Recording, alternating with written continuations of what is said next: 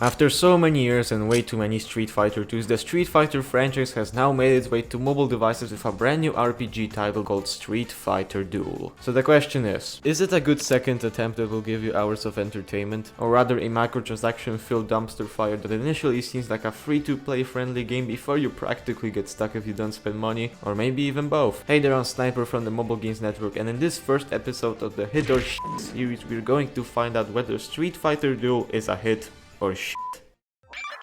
This game is not a traditional fighting game like any other Street Fighter title, but a sort of auto-battler RPG. The gameplay centers around 4v4 battles, which work as follows. Your team and your opponent's team will exchange basic hits on each other, until one team fills up their energy meter thing. This is where the fun begins. You get to choose one character's special ability, starting a combo. Then you get to choose a second ability from a different character, then a third ability, and then you end off the combo with a fourth ability. Yeah, that's mainly it. But honestly, this works quite well, and looking at the explosion of random eye candy makes each battle action-packed. This system is super easy to get into and you'll understand how to play in no time, but there is a bit of a lack of strategy, since yeah, you're mainly just activating abilities in the same order, but I personally don't mind. All of this is of course complemented by the game's art style. I'm not much of an art style reviewer, so all I can really say here is that in my opinion, it looks good. The music here is really solid though. As I mentioned, you bring a team of 4 fighters into each battle, with one of them being a backup fighter in case one of your other fighters faints.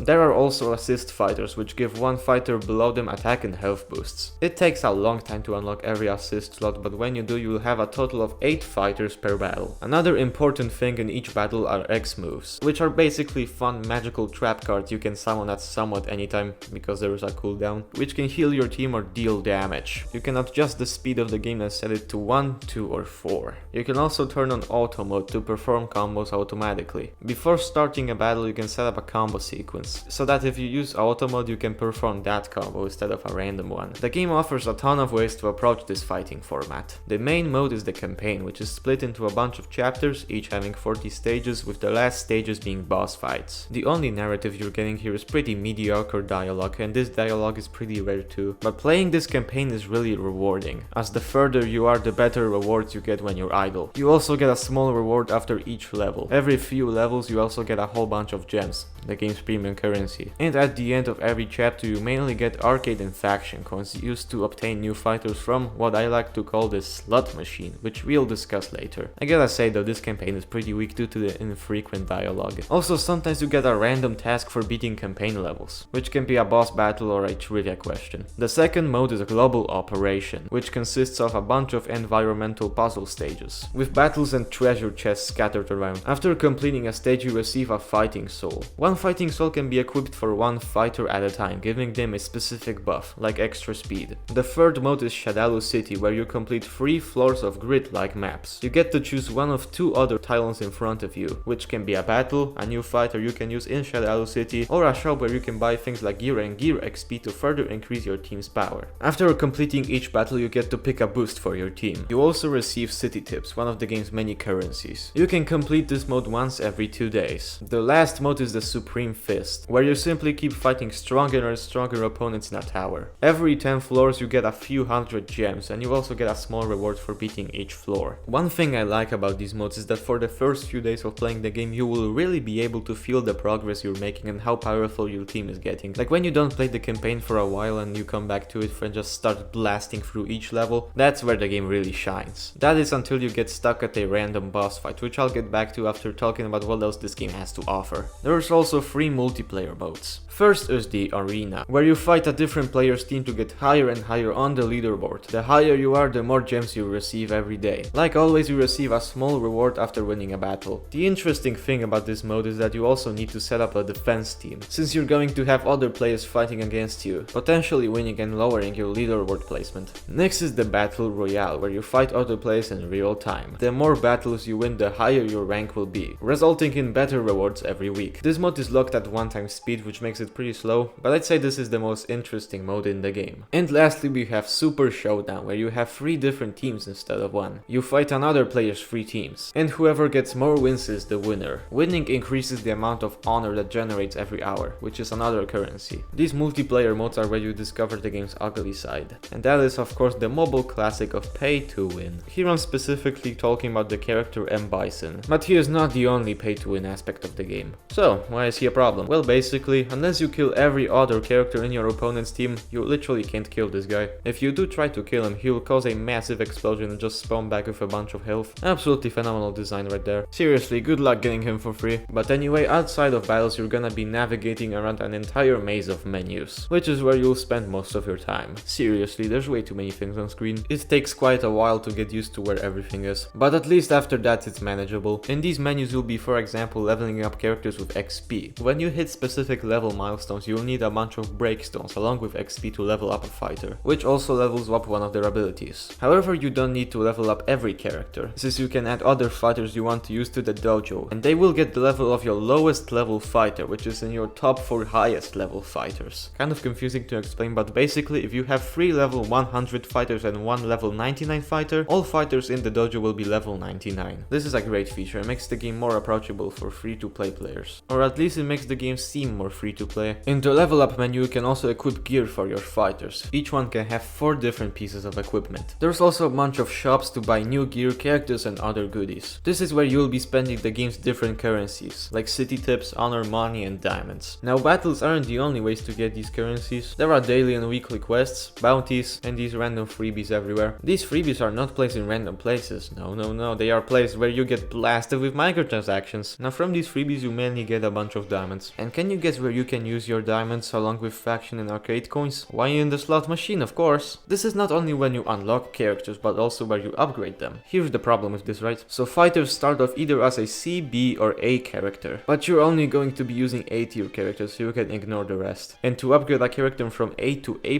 you need to have 2 of the same character. Then to upgrade a character from S, you need to have that character at A+ and 2 other A+ characters on the same faction, because there are 3 main factions, Fire, Wind and Thunder. Then from S to S+, you need to have the same character with A+.